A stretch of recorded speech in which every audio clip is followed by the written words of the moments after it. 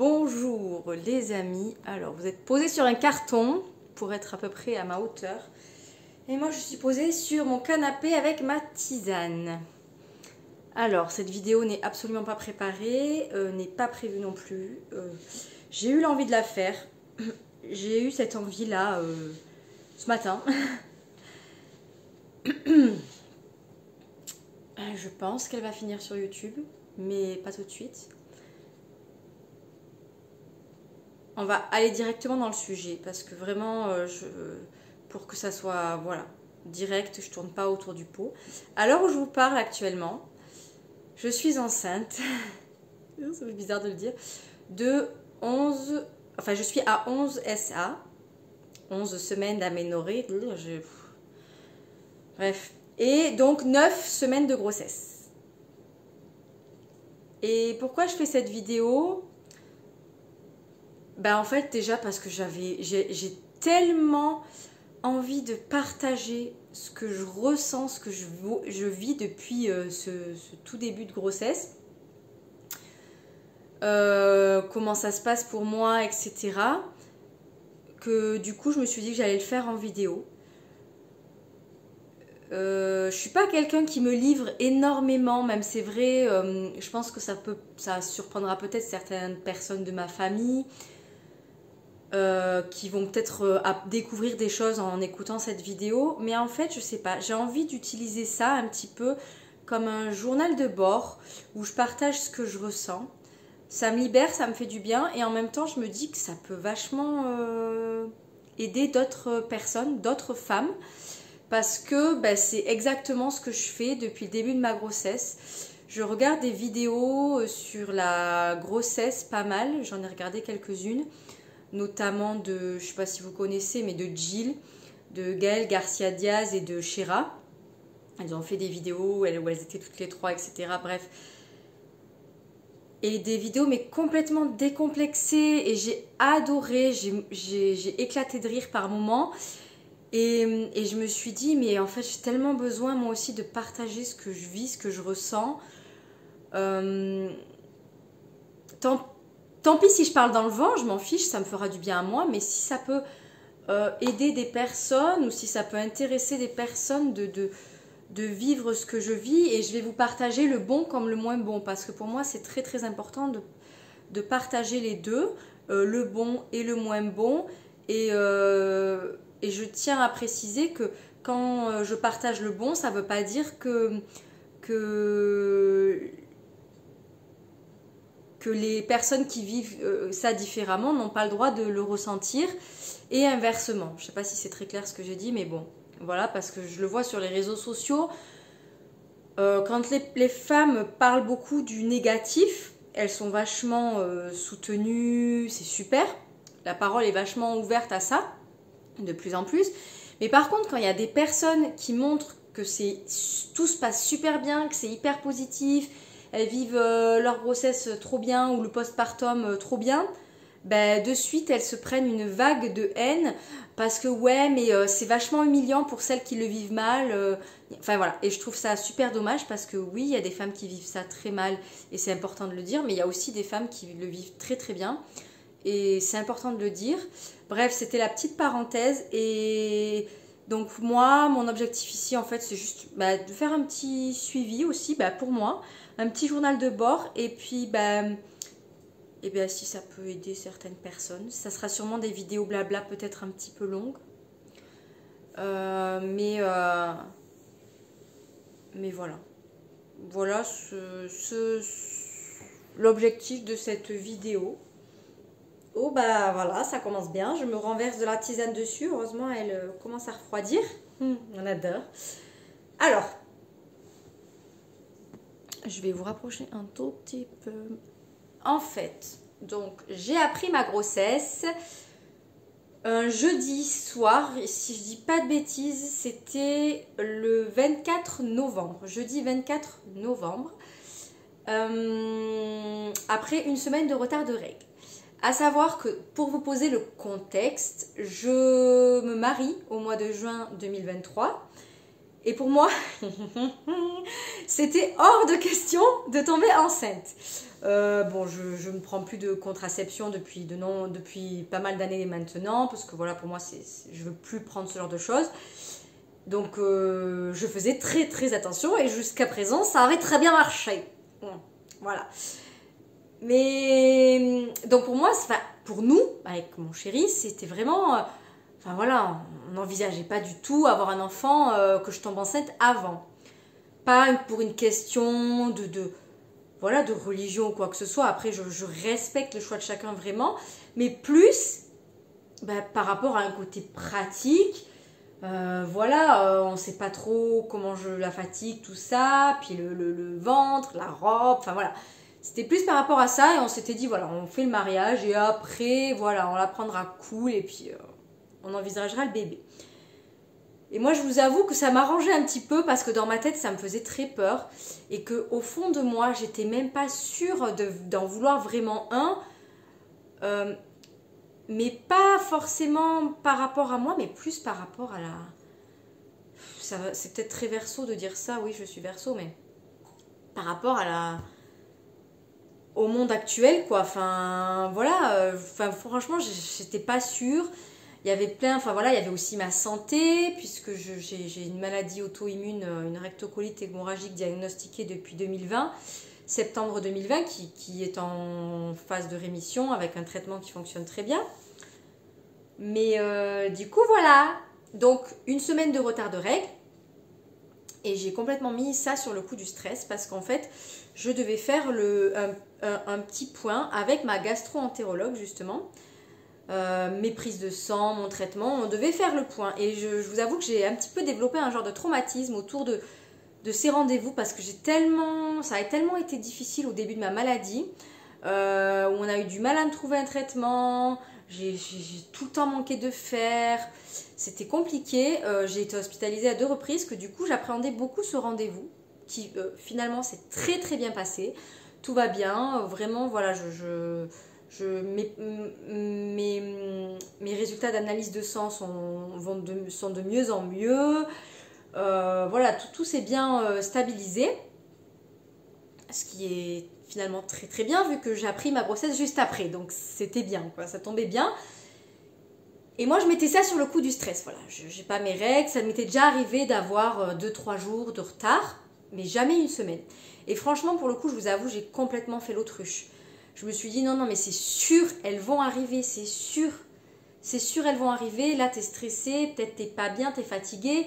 Et c'est ça aussi qui me faisait peur parce que j'avais peur que ma gastro-entérologue me dise mais Adeline, vous êtes encore complètement anémiée. Hospitalisation, on vous donne du fer, on vous donne du sang. Enfin, et je m'étais dit c'est peut-être à cause de ça que j'ai pas mes règles.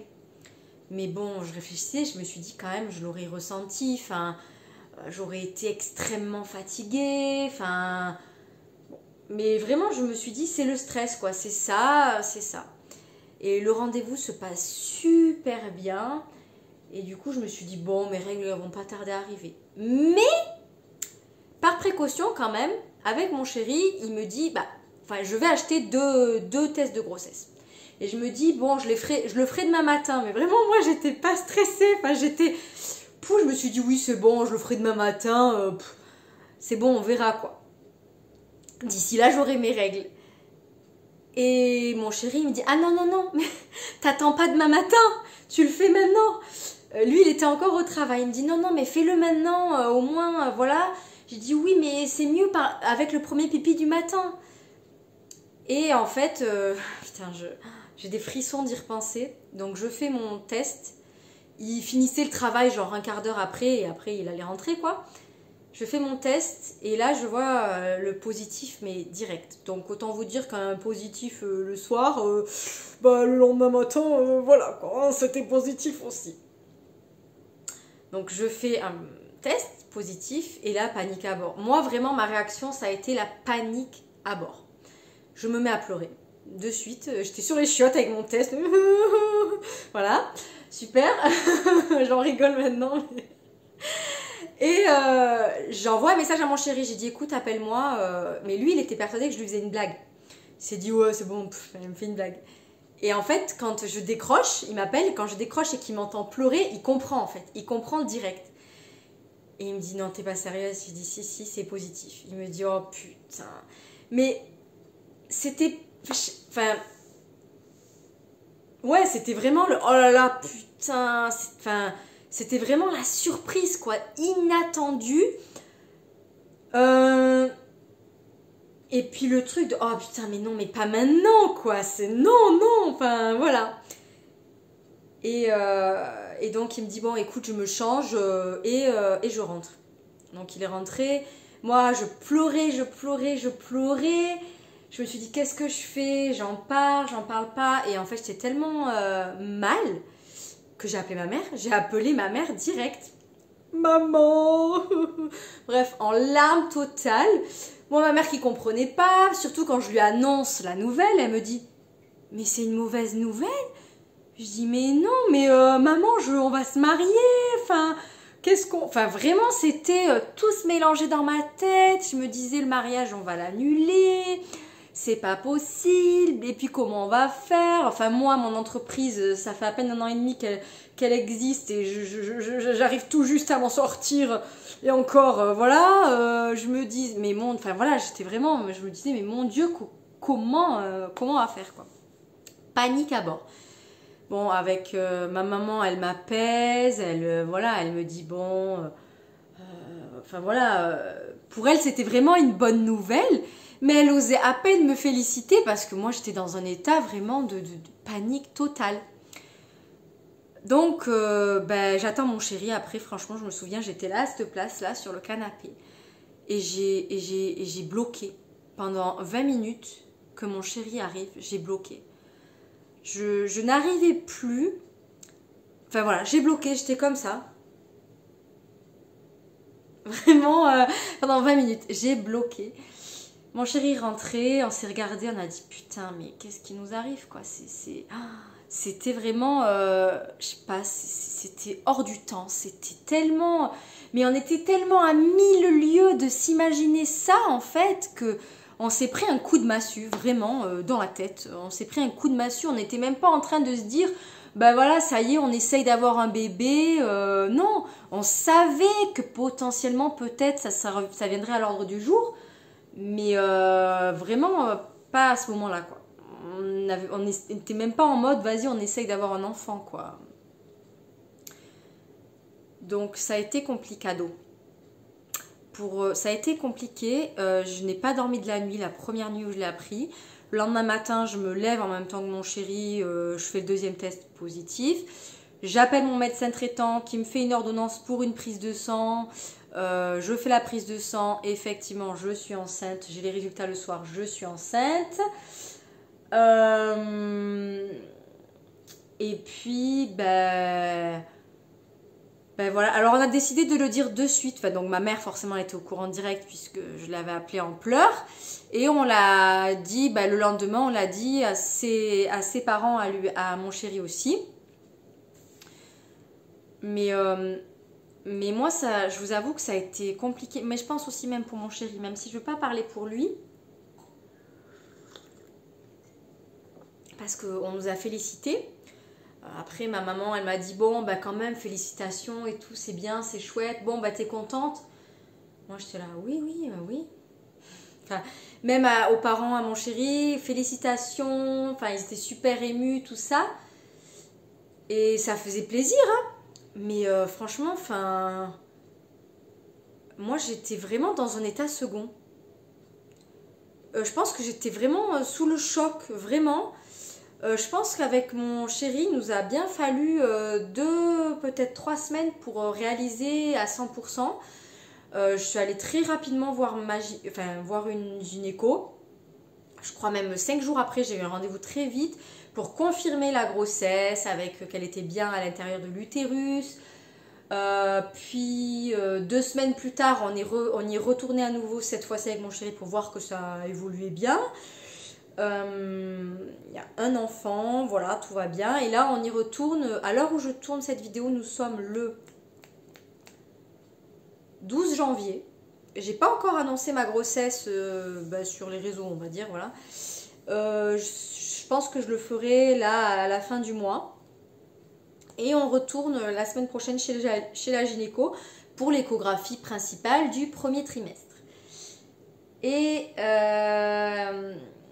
en fait, nous, ce qui s'est passé, c'est qu'au départ, on s'était dit non, on le dit pas, on le dit qu'à nos proches, donc nos parents, nos frères, on a un frère chacun, et c'est tout. Et en fait, je sais pas, ça s'est fait tout naturellement. À Noël, on l'a annoncé. Et au premier de l'an, pour la bonne année, on l'a annoncé aussi à nos copains. Mais c'est toujours des proches, hein, voilà, nos amis proches. Et en fait, je sais pas, on s'est pas vraiment posé la question. Ça s'est fait naturellement. On en avait envie. Déjà de 1, enfin pour moi, c'était super dur à cacher.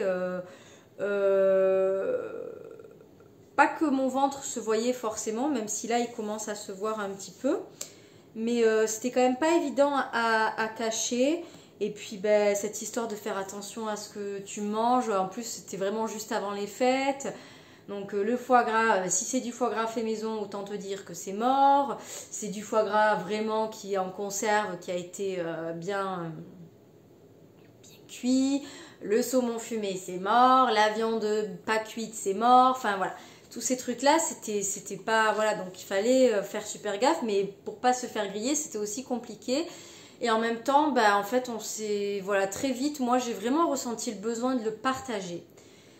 Parce que je me suis dit, c'est vrai qu'on se dit souvent qu'il c'est bien de garder... Enfin, on se dit, chacun fait bien ce qu'il veut, hein, j'ai envie de vous dire, mais... souvent, c'est, voilà, les 3 premiers mois, c'est là où il y a le plus gros risque de faire une fausse couche, etc.,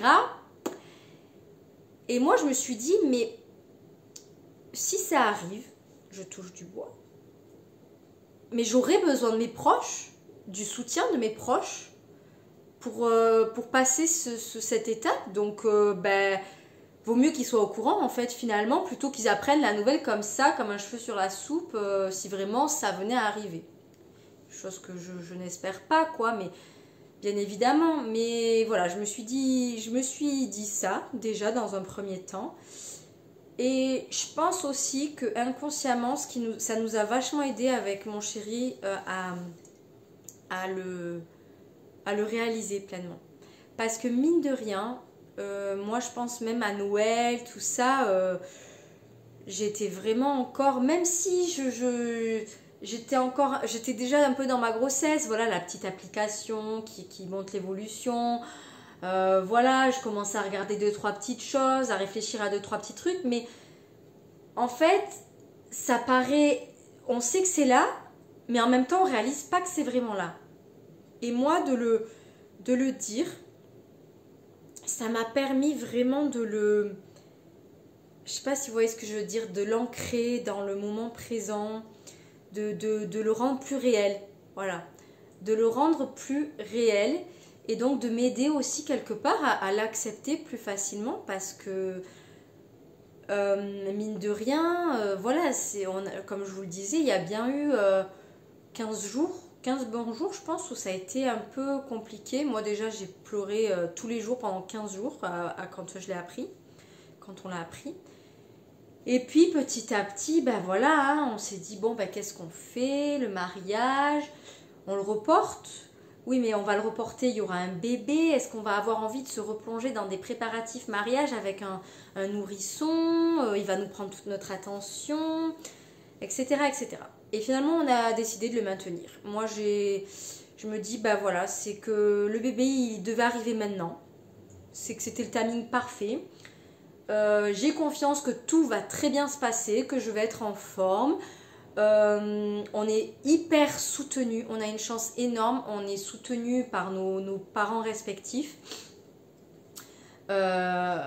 Énormément, voilà, sur le plan matériel, sur le plan moral, enfin voilà, sur tout un tas d'aspects. Donc ça, c'est absolument génial. Et du coup, voilà, je serai enceinte de 7 mois à la fin du 7e mois à mon mariage. Et voilà, je me dis que c'est comme ça que ça devait se faire. Et là, maintenant, avec le recul, en vous faisant cette vidéo, en fait, c'est fou, même ça m'émeut d'en parler. Je me dis c'est la meilleure chose qui pouvait m'arriver. Parce que je sais pas si c'est les hormones. Je sais pas si c'est ouais, peut-être que c'est les hormones.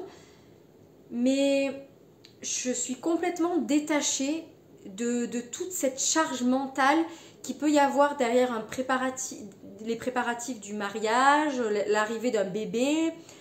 Alors, dans tout ça, on a quand même beaucoup de chance, c'est qu'au moment où on a appris la grossesse, on était très très avancé dans les préparatifs du mariage. Il nous restait vraiment clairement les petits détails à finaliser. On avait tout le reste. Tout le reste, on l'avait. Donc vraiment, pour le coup, ça, c'est une chance énorme. Et c'est vrai, c'est ma mère qui me l'a dit, qui m'a rassurée, mais elle m'a dit, mais le mariage, il est prêt. Et elle avait raison, complètement raison. C'est juste qu'il reste, voilà, les petits détails à peaufiner, des petits trucs à décider, mais c'est pas, voilà, aller chercher une salle, aller trouver un DJ, tout ça on l'a, la coiffeuse je l'ai, la maquilleuse je l'ai, il a son costume, j'ai ma robe, j'ai même refait un essayage en imaginant mon ventre et tout, enfin tout est nickel, enfin, donc tout ça en fait on l'a, mais, donc finalement, c'est vrai que les premiers temps où j'ai appris ma grossesse, je me suis dit, mais mon Dieu, je ne vais jamais y arriver. Préparer un mariage, préparer une arrivée d'un bébé, mais je ne vais jamais y arriver.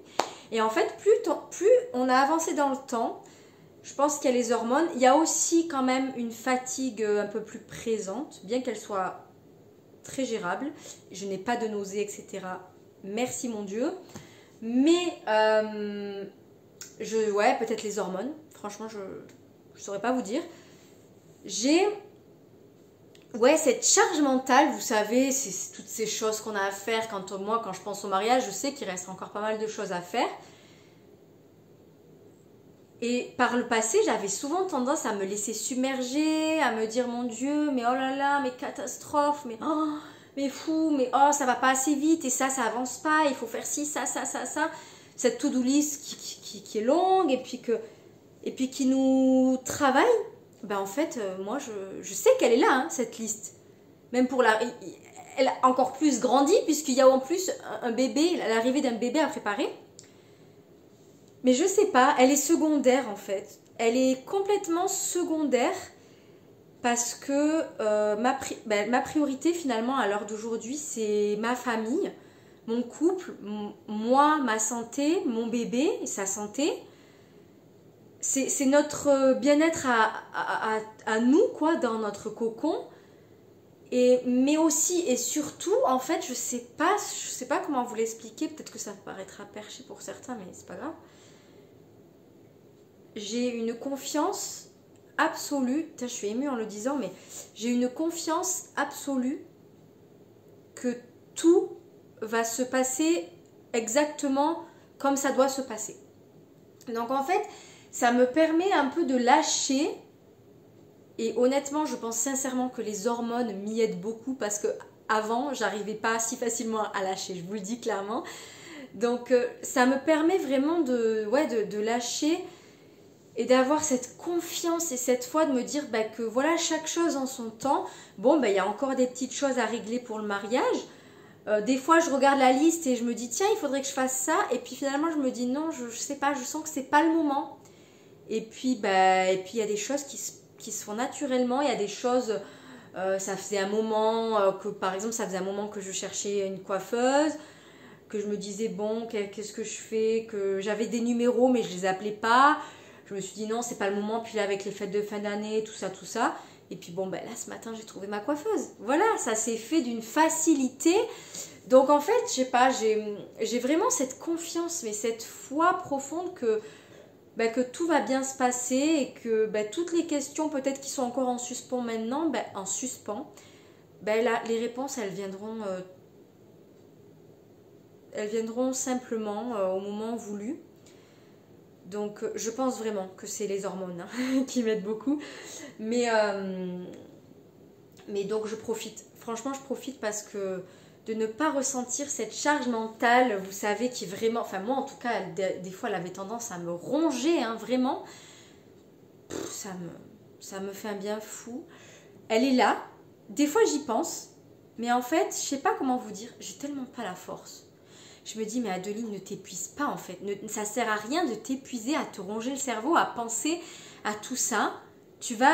Chaque chose en son temps, tu vas t'y consacrer demain ou après-demain, tu prendras un moment pour ça à tel moment, enfin voilà.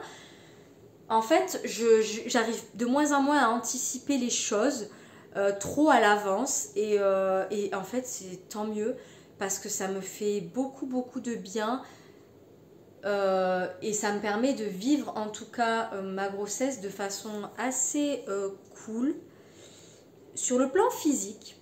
Mais je vous cache pas que quand même, sur le plan mental, c'est pas toujours évident. Bien que ma charge mentale soit pas, voilà, comme je vous le disais, très présente, j'ai quand même par moment, alors je pense que c'est les hormones, des jours, mais j'ai l'impression que je vais mourir tellement mon moral, il est mais dans les chaussettes.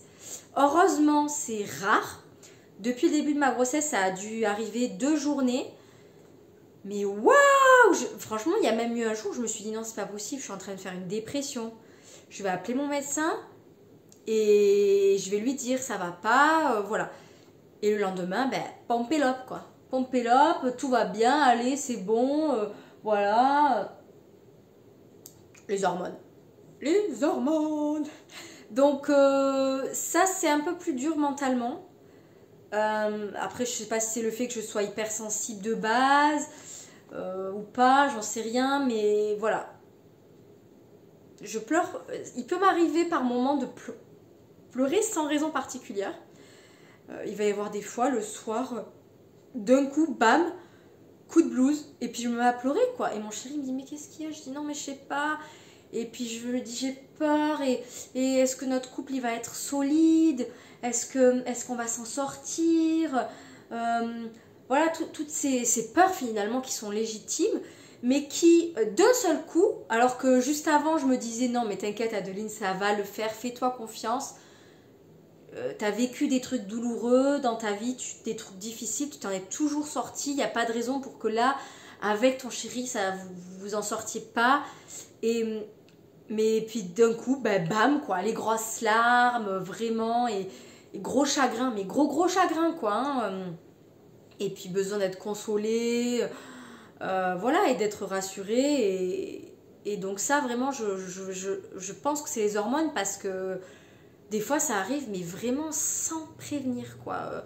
Il n'y a pas un truc genre, ouais, je me suis sentie un peu fou toute la journée, et puis bon, bah, le soir, je craque. Non, c'est des fois, la journée, je suis pompée up, trop bien et tout, je me sens super bien, et le soir, bah, j'ai gros coup de blues, quoi, gros coup de mou. Donc, pour moi, le challenge quelque chose d'un peu plus challengeant pour moi, effectivement, c'est plus mentalement. Pas en termes de charge mentale, comme je vous le disais, mais plus en termes de santé mentale. Bien que, voilà, j'essaie de faire preuve de discernement et en me disant, voilà, il y a plein de facteurs à prendre en compte, les hormones, etc. Je reste vigilante aussi à ce que quand ces choses-là arrivent où vraiment je me sens pas bien dans ma tête, quoi, vraiment moralement, mentalement, ben, ça ne dure pas. Parce que si vraiment je vois que ça venait à durer, bon bah là bien évidemment j'appelle mon médecin traitant et voilà, et puis il m'accompagne, on voit ou je fais un suivi par exemple psychologique si nécessaire, hein, bien évidemment. Donc je fais attention à tout ça. Mais voilà. Et qu'est-ce que je voulais vous dire d'autre? Je sais plus, j'ai envie de faire pipi les amis. Peut-être que je ferai une autre vidéo parce que déjà elle est bien longue. Je vous ai pas mal parlé de tout ce qui s'est passé jusqu'alors. Même si j'ai encore plein de choses à dire. Mais peut-être que je ferai une autre vidéo. Là l'envie de faire pipi est très présente et en même temps la tisane, bon je l'ai pas bu énormément mais la tisane n'aide pas. Mais voilà. Voilà. Est-ce que je vous montre? Bon, on voit pas beaucoup, voilà. Peut-être que là, on voit mieux. Donc là, je suis à un stade où mes jeans sont... Je ne peux pas les fermer. Mais quand j'ai mis, là, vous voyez, une espèce d'élastique. Enfin, ouais, voilà, un truc qui permet de l'élargir un peu. C'est trop grand. Donc là, c'est un peu relou parce que du coup, c'est un peu trop grand là. Mais Et le jean sans cet élastique, c'est trop petit. Donc, enfin, je peux pas fermer le bouton. Donc, c'est un peu relou. Je me suis acheté un pantalon de grossesse déjà, que je mets mais pour traîner à la maison, qui est encore un petit peu grand. Mais je le mets parce que vraiment, il est trop confortable. Et 2 leggings que je mets à la maison, voilà. Mais sinon, c'est vrai que là, je suis un peu dans la phase où... voilà. Donc là, ben, j'ai mis un pull un peu long. Parce que quand je me baisse, etc., je sens que mon jean, il descend un peu dans le dos, là. Donc, voilà, faudrait pas que je me retrouve le cul à l'air. Donc, voilà où j'en suis. Je sais pas si je vais reprendre cette vidéo et que je vais faire un montage plus tard. Ou si je vais publier cette vidéo comme ça et que je en ferai une autre plus tard. J'en sais rien. Enfin, voilà pour les petites informations. C'est vrai que j'aurais plus aimé... Enfin, je pense que c'était important de poser le cadre, donc chose qui est faite. Et peut-être qu'effectivement, je ferai une autre vidéo où là, je parle plus de comment on s'est senti psychologiquement, comment je me suis sentie physiquement aussi, parce que j'en ai pas beaucoup parlé. Voilà, voir mon corps changer, comment je me suis sentie par rapport à ça, etc., etc. Je pense que je ferai une petite vidéo par rapport à ça aussi. Parce que c'est quand même assez important. Il y a des choses positives, des choses enfin moins cool, je trouve. Par contre, oh, ne plus avoir ses règles. Ah, c'est trop bien. Voilà. Et puis, je prends un peu des tétés aussi, ça c'est cool. Oui, parce que je pars de rien, hein, voilà. Bon, allez, on arrête les bêtises. Je vous fais des bisous et puis je vous dis à bientôt dans une prochaine vidéo.